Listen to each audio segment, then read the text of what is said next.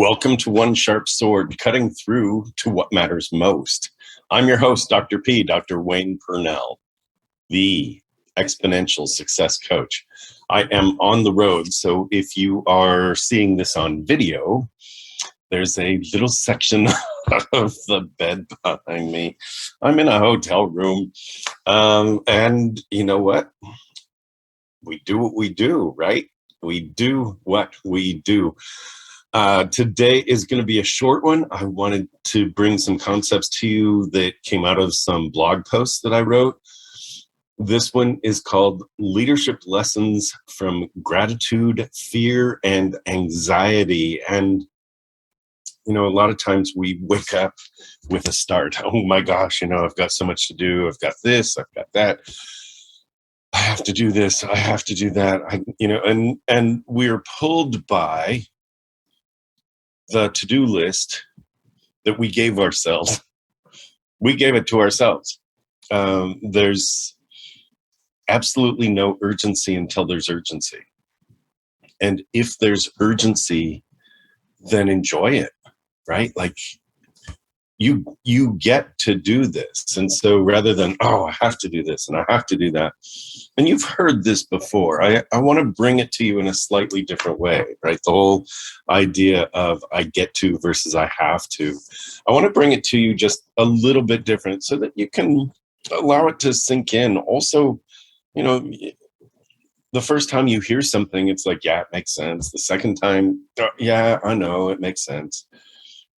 And the third time, it's like, oh, I understand it differently. And the fourth, fifth, sixth time, it's sort of like, oh, I get it really differently. So a lot of times, if you're listening to something that makes sense to you, it's worth going back to. And this is one of those where this makes so much sense. I want to, as I said, bring it to you a little bit differently. So when you wake up, it's gratitude first. Thank you. I get this day to serve. That's how I wake up, like, wow. And when I'm not traveling, I am annoyingly perky to my wife. Right now, I'm just annoyingly perky all by myself. So, yes, like this day, I get this day. So I get this day. What do I get to do? I get to do this. And the question is, who gets to do this? I get to do this. And do I have to do this? Like all the things on my list? No, actually, I get to do those things. We have things that we have stepped into doing. And sometimes we agree to things or we take on tasks. I'm building my business as a coach. I'm building my business as a speaker. I am stepping into arenas I've never been in before. And sometimes we step into places that seem monumental. It seems like, wow, am I even capable of doing this? And the answer is, yeah. I mean, you put yourself there. So something got you there. And if you keep going, you're going to figure out what it takes to actually make that successful and fulfilling for yourself. And that is part of the whisper that I talk about when I talk about following your passion and really paying attention to your dreams. And it comes from this heart space of, I must, right? So am I capable of doing it? I have to be. I have to figure out how to be. This is what I'm supposed to be doing. I am in my purpose. So I've got to figure it out. The project is too big. Oh my gosh. No, it's not. I mean, it's big. The prospect of failure looms large. Yeah. At any point I could go, this is too much. I'm packing it up. I'm going home. But you know what? Right now, every week I am on stage. Every week I'm on a new stage. Every week I'm in front of new audiences. Every week I'm meeting new people that will take me to a new level because I'm taking myself to that new level.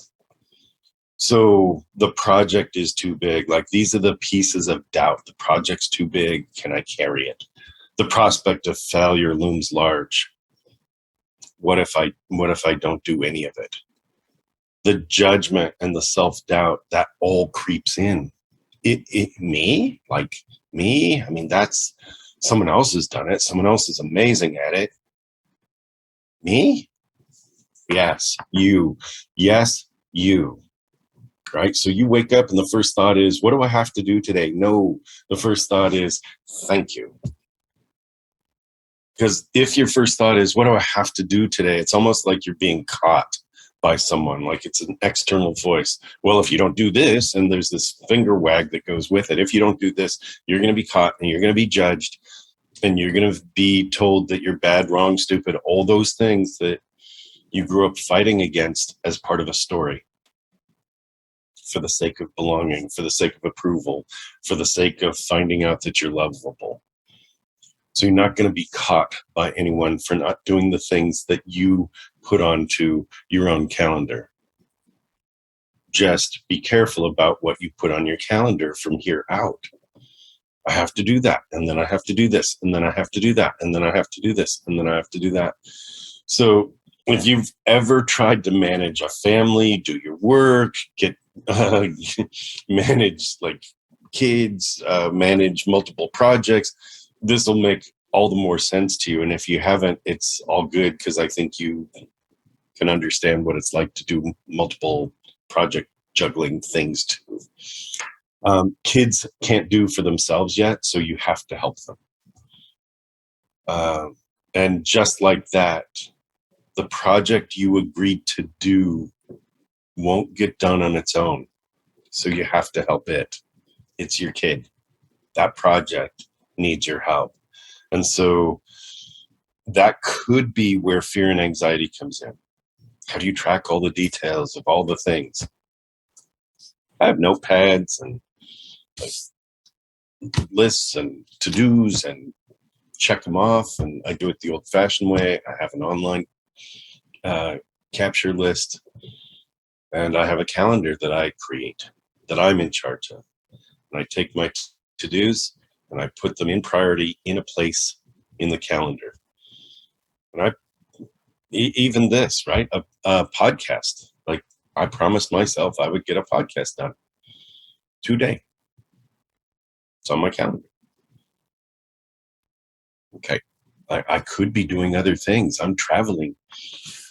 And this is a pet of mine. It is important to me. It is important to continue to share thoughts and potentially inspire somebody, one person. And that makes it worth pausing to do. So think about the projects that you put on your list. And think about how you're filling your calendar. Right? The fear and anxiety is whether you kept track of all the details, whether you're good enough, whether you're smart enough, whether you have enough of what it takes to get through. And yes, you do. You have it all. And yes, you are. You are all that. You're smart enough. You're capable enough, right? So you're a good human doing what it takes to hold your life together, and you're holding the lives of others together by doing what you do, by showing up the way you show up. Just show up a little more grounded. You own your space. You own your life. You own your calendar, most of all. Even if you're working for someone else, you put that work on your calendar. You chose that.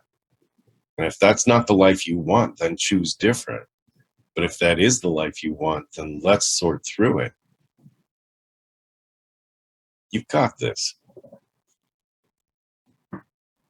I get to go through this.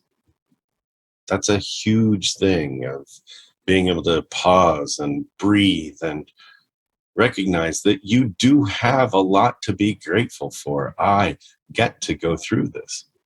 Today I was out for a 2-mile walk and ran some stairs as well, and found some things in this city that I found amazing. The smells, and it's a Sunday as I record this, and the smells on the street are incredible until they're not, because there are some smells on the street that are like, you taste them and they're hot, like, oh, it's terrible. I still get to go through this. This is all part of the learning.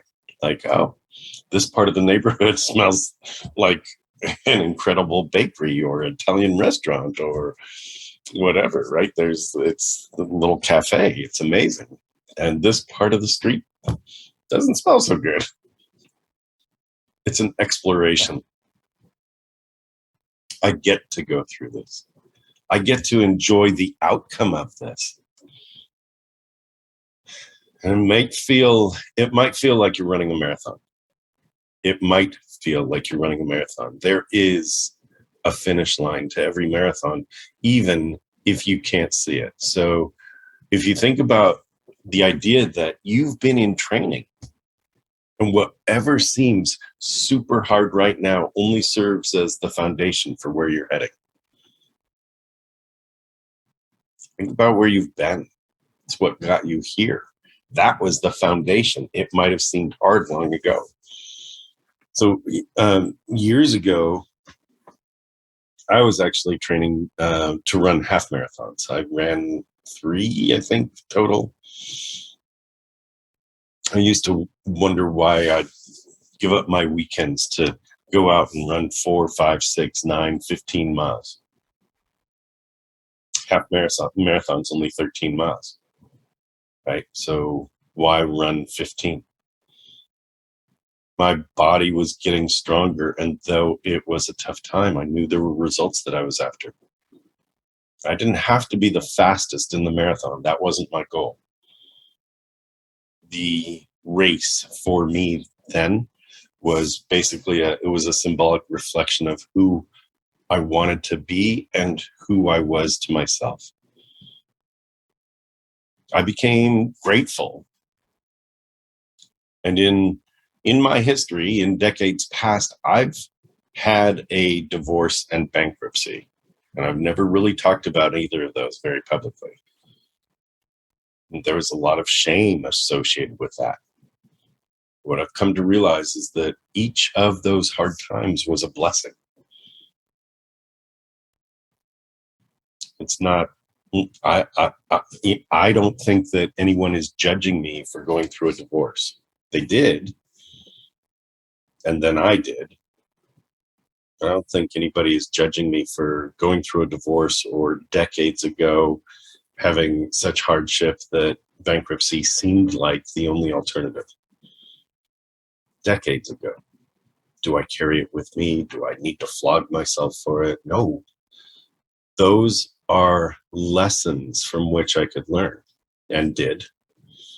And so if you think about some of the hardest experiences you've ever come through, no one's judging you for them now.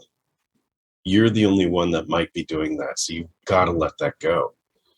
Each of those hard times, they were a blessing. They taught you something.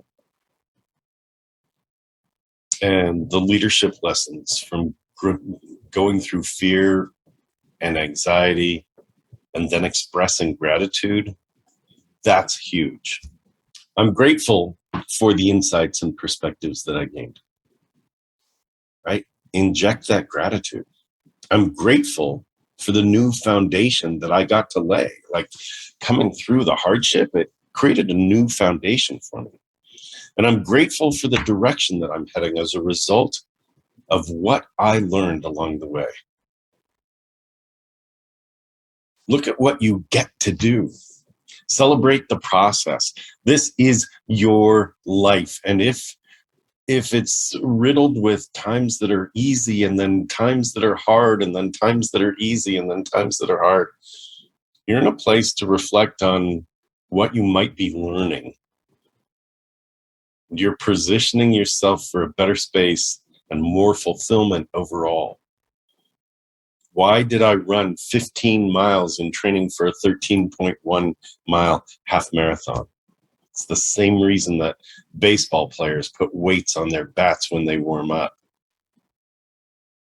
You go through the heavy stuff in order to make the thing so much easier. it goes a whole lot more smoothly. So you've got a lot to be grateful for. Share it, show it, and encourage it in others. Keep making your magic. I will see you here next time. And as long as you're online and listening to this, I would encourage you to go to Exponential Success Summit.com. Just take a look around. If it's right for you, register, and I'll see you at the next 2-day retreat. It is small, it is focused, and it will get you to your next level.